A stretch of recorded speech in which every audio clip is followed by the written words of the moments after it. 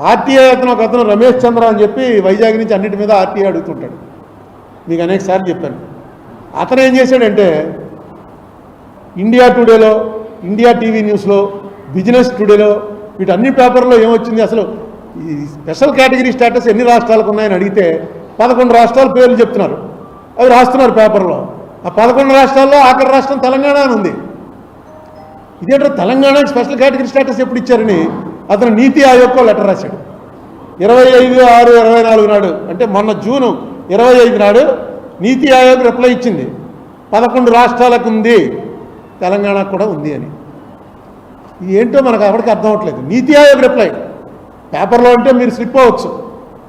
నీతి ఆయోగ్ వాళ్ళు ఆర్టీఐ కింద అడిగితే రిప్లైలో 11 రాష్ట్రాల్లో తెలంగాణ కూడా ఉంది. నాకు ఎప్పటివరకు తెలియదు న్యూస్ ఇది. నిజంగా ఏమైనా జరిగిందా, లేకపోతే నీతి ఆయోగ్ ఎందుకు రాస్తుంది స్పెషల్ కేటగిరీ స్టేటస్ అని?